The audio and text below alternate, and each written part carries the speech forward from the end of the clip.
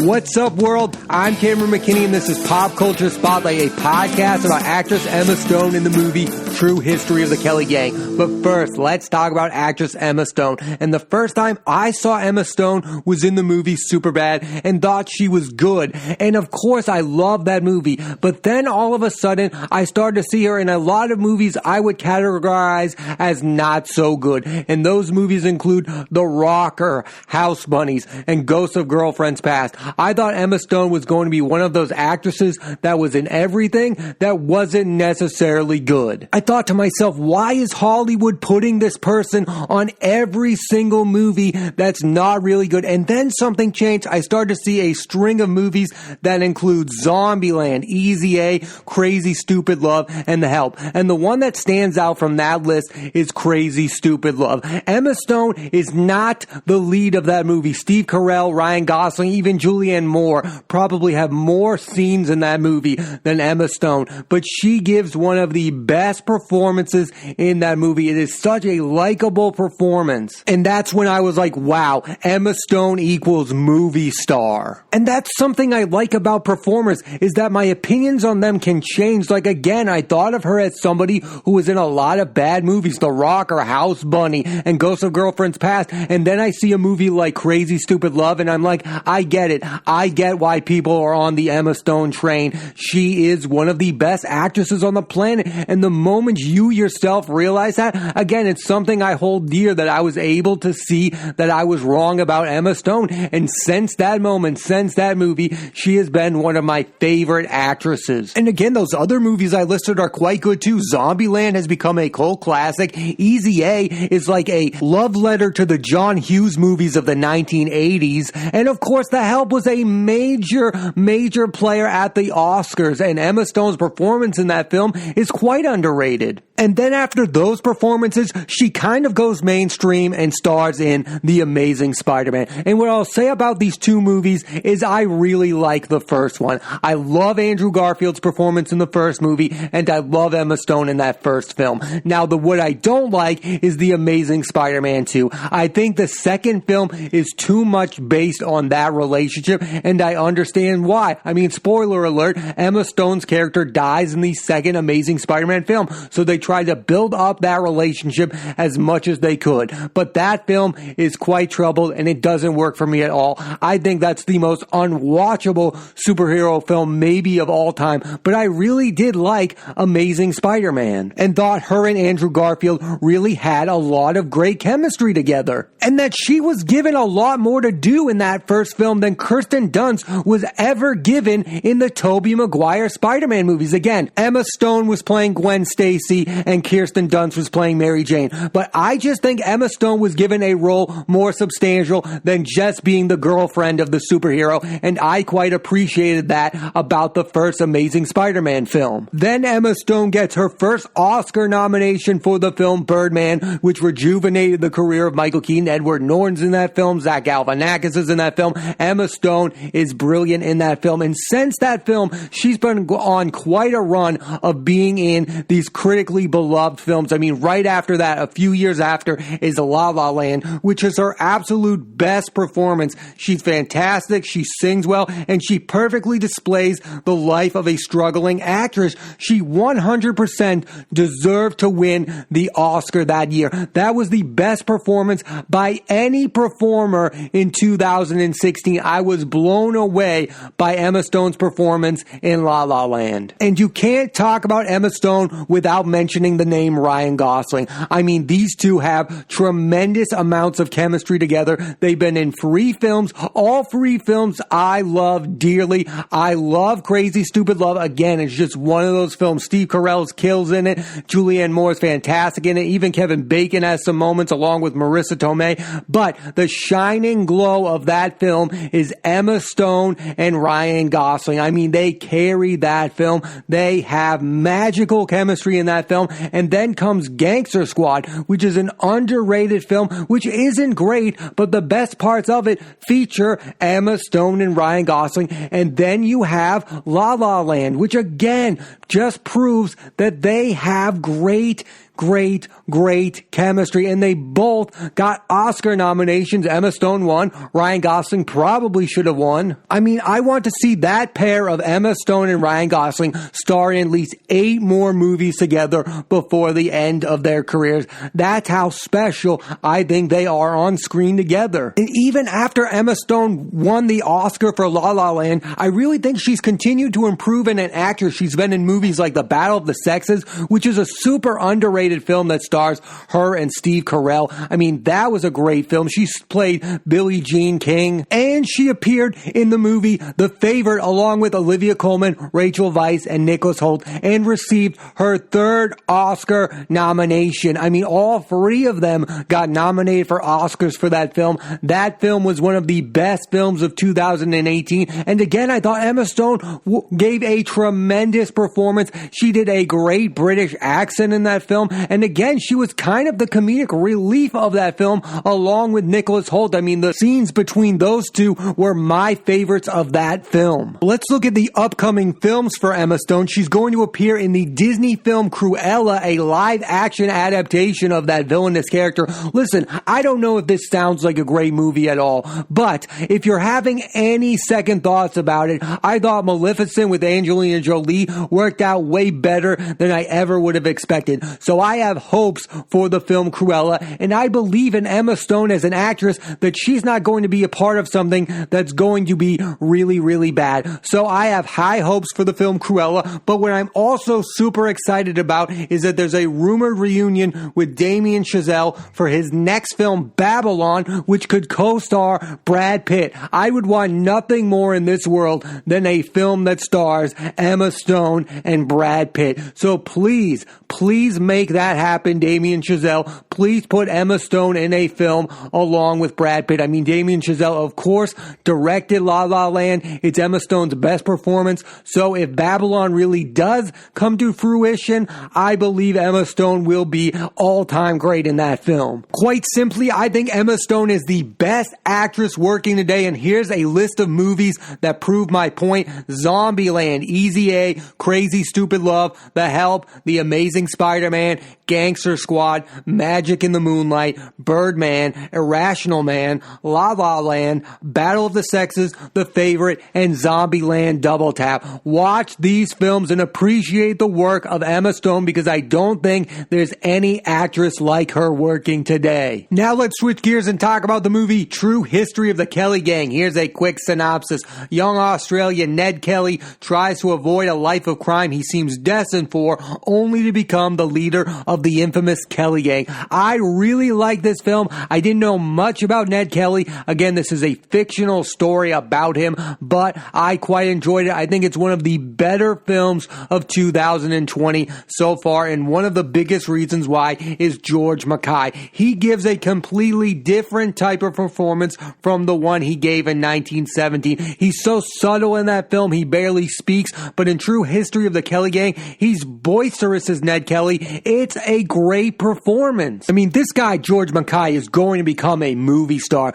because of how compelling he is. The idea that he can play a character like Schofield and then play somebody like Ned Kelly, I mean, right there, he's already so interesting at such a young point in his career where he can lead those two types of movies. Also in this film is Nicholas Hoult, who in my opinion, along with Robert Pattinson, is the most interesting actor today. He seems to realize it doesn't matter if he's the lead of a bad movie. It matters that he's interesting in a good movie. I mean, it seems like he's realized that since he starred in A Single Man along with Colin Firth.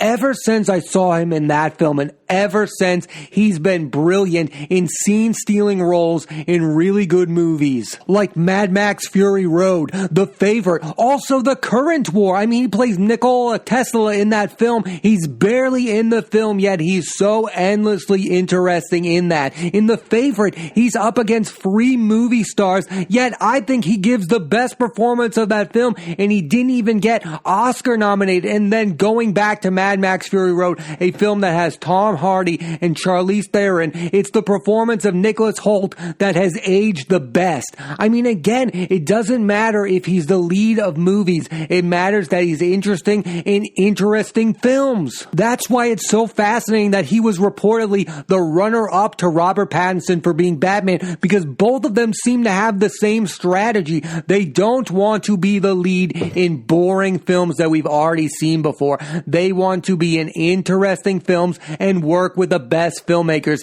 And that's what Nicholas Hoult is doing. He is being in films directed by the best filmmakers right now. Tom Ford, George Miller, and oh, by the way, Yorgos Lanthimos. That's the list of filmmakers that Nicholas Hoult is working with right now. Those are the most interesting filmmakers, and all they have in common is Nicholas Hoult is appearing in their films, and that's why it's a good strategy. Take a smaller part in a film directed by a master filmmaker instead of being the lead in an unmemorable film, and that's what Nicholas Hoult is doing, and more actors should follow that strategy. From the minute he comes on screen in this movie, he steals the film. He's delightfully sinister in this film, and it's the most memorable performance of this movie. No matter how good George Mackay is in this film, Nicholas Hoult steals the movie. Also in this movie are Charlie Hunnam and Russell Crowe, and for Charlie Hunnam, I've been a huge fan of him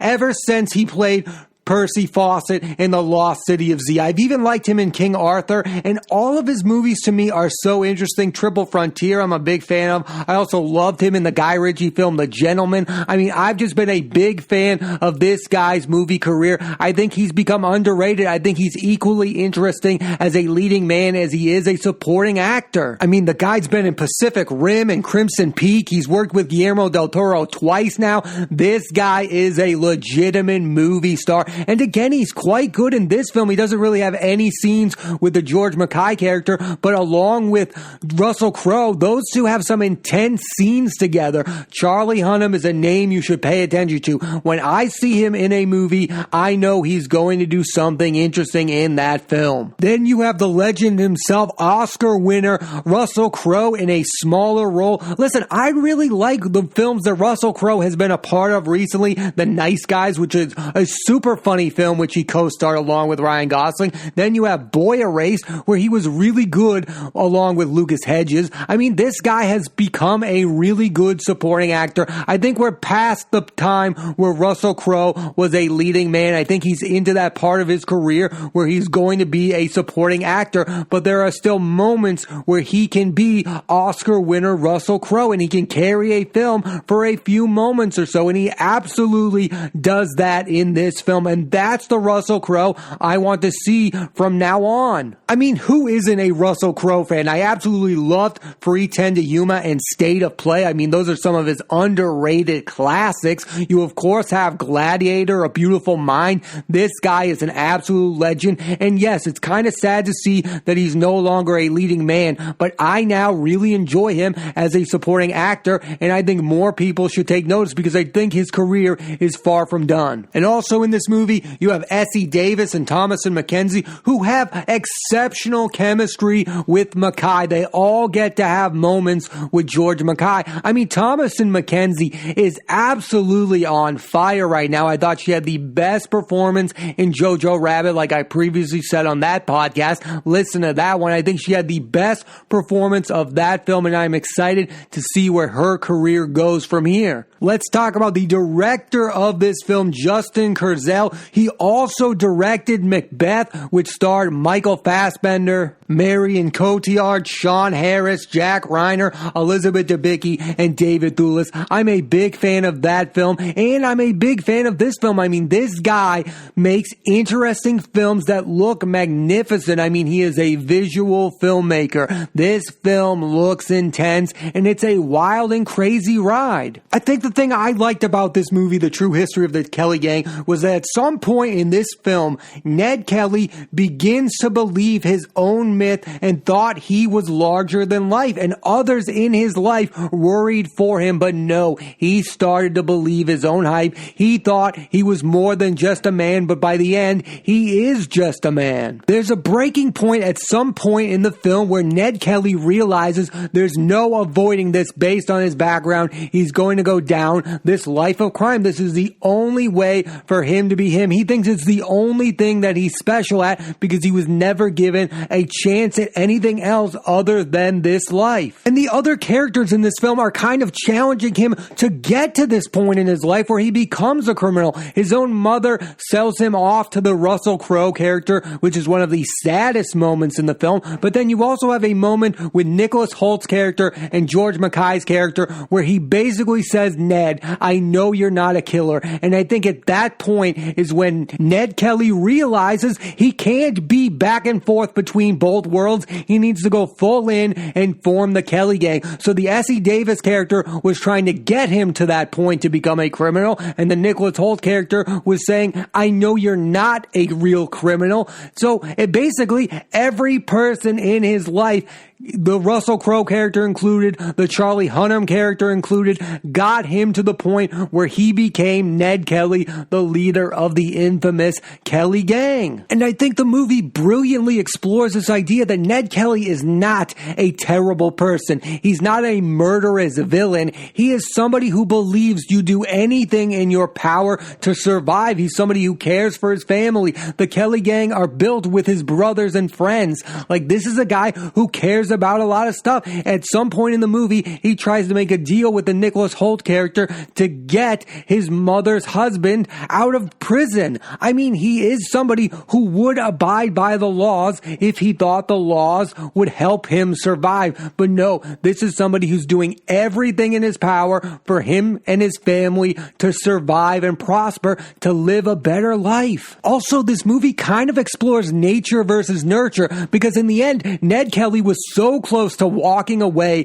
from his mother and from his family and from that life of crime that all of a sudden he walks right back in, and then he's destined to go right back on the road to becoming the leader of the Kelly Gang. Like, he easily could have avoided that, but the nurture and the love that he thought he had from his family got him back into a life of crime and down a path that he really didn't want to go into. But again, once he's there, he goes head on and becomes the Ned Kelly that we all know that he's famous for. And no one in Ned Kelly's life was trying to help him avoid that life of crime. I mean, his mother wouldn't send him off to school. Russell Crowe's character was trying to get him to be his apprentice or whatnot. There was no mentor, not even the Charlie Hunnam character, who was in the law force, was trying to get Ned Kelly on the right path. They had all just accepted it for what it was, that he was going to go down this path no matter what, even though it easily could have been avoided. I really enjoyed this film, and I think True History of the Kelly Gang has everything I want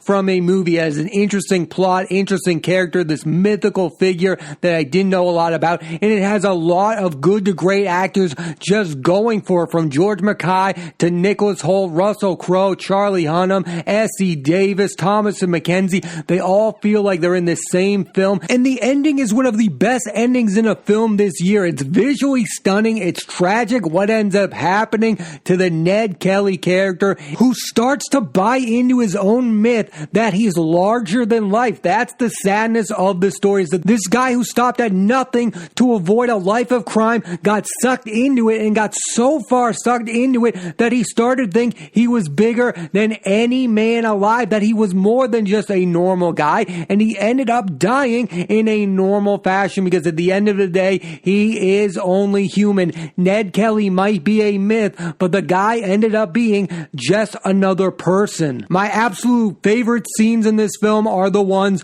between George Mackay and Nicholas Hoult. Those are two movie stars having great chemistry with one another and then becoming foes. I mean, it is just quite a special relationship that they have in this film. They made this movie worth watching. Just for those performances alone from George Mackay and Nicholas Hoult, you should definitely definitely check out this film. I definitely recommend you watch True History of the Kelly Gang. Thanks for listening to this edition of Pop Culture Spotlight. I'm Cameron McKinney. There'll be a new episode of the podcast every Thursday on Apple Podcasts and iTunes. And this week I put the spotlight on actress Emma Stone and the movie True History of the Kelly Gang. Next week I'm putting a spotlight on the movies The Outpost starring Scott Eastwood, Caleb Landry Jones, and Orlando Bloom, and the latest film from Aaron Sorkin, The Trial of the Chicago 7, starring Yahya Abdul-Mateen, Sacha Baron Cohen, Joseph Gordon-Levitt, Michael Keaton, Eddie Redmayne, Mark Rylance, and Jeremy Strong. So tune into that and please rate, review, and subscribe.